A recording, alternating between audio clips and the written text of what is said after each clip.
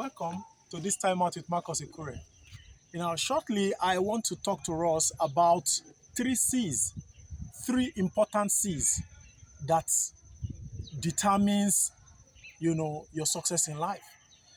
Now, these C's, I felt compelled to talk about it because, the other day, this woman, the former Minister of Finance, Professor Okonjo Iweala, said that there are job opportunities everywhere, but our youths are not employable.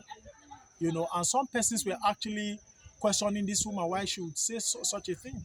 But the truth of the matter is there are a lot of job opportunities everywhere, but the challenge is, we do not have people who are and competent and with the right kind of character to get this kind of job opportunities. That is the challenge. Now, the C number one I want to talk about is competence. Competence is very important in life. So today we have so much of incompetence in our society. Talking about competence is not just about going to the university. Yes, that you are a graduate, or maybe you've acquired a skill from a particular vocational center or whatever. No, competence is not just knowing the thing, but distinguishing yourself in it. For instance, you might be a carpenter. How good are you as a carpenter? That is the question. There are a lot of carpenters everywhere who are into woodworks, but how good are you?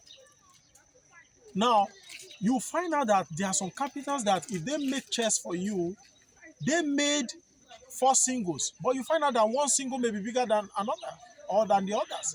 So measurement is a challenge to them. And some of them finishing is a serious problem. They don't understand color combination. They just do different kind of color routing that this artwork at the end of the day, the furniture does not look appealing to people. That is competence. Now you could be, a vehicle mechanic. Now you find out that some persons like Inugeli Aziz, for instance, now a lot of people with big cars don't fix their cars here. They take it to places like Warri to go and fix. Why? They will tell you that we don't have good mechanics who can fix this kind of car. So it's a serious challenge in this climate. So the challenge is that of competence. So for you to be successful in life, you must prioritize the place of competence. And to be competent is not just to go to school or to acquire the skill, distinguish yourself in it. That is C number one. Then C number two is character. You might be competent, but if you don't have the character, people will not bring job to you. They may bring job initially, but it gets to a point, character is the only thing that can sustain patronage. So you see some persons, they might be very good at what they do, but the patronage is not forthcoming. There's something in you that is repelling customers, that is pushing customers away. So you need character. Now, part of character, is integrity. Do you have integrity? I tell you today, a lot of people have money to invest. A lot of people have companies, they have businesses that they are looking for people who are competent and people who have integrity, most importantly, to manage their establishments, to manage their investments. But it is lacking. And that is what I refer to as goodwill capital. A lot of us are bankrupt of goodwill capital. Now, how many of us today can be trusted with funds? Somebody gives you money like 2 million or 5 million, or even entrust you with 100 million, a business worth 100 million. Now, it is very difficult in our present climate or society to find somebody who can hold such a business in trust for you. You come back and you see that such a person has made profits or gains on your behalf with that business. So, trust is lacking. It is part of character. Now, character is very important to the extent that when, it begins from home. When a child is small, from your childhood, they give you money to go and buy something, you start scheming, and manipulating so that the person who sent you will forget the change and you keep the change. Now, it has become a culture in Africa, especially in Nigeria, that when you send young people a message to go and buy something, they just believe and feel that the change that comes out of it is their legal right. And if you take it from there, you call them some other time, they are not going to come. They won't obey you. So that is part of why we now have this entitlement mentality everywhere in our clients. And it affects, it dents the character, equation. Now, that is the second C, character. We need character. There are a lot of people. This year alone, a whole lot of business owners, entrepreneurs have called me. Marcus, please, can you get me somebody who is competent and most importantly has character to manage my company, to manage my business, to do this job for me?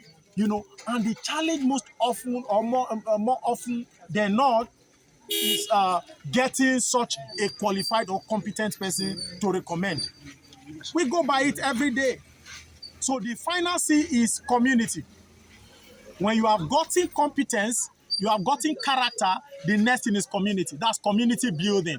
Community building has to do with association, your association, creating and building profitable association with people. Not everybody you see is going somewhere. Not everybody you see on or in a bus stop that is actually traveling. So you must choose your friends. Who are those people you call your friends? What circle do you roll with? That brings us to the issue of community.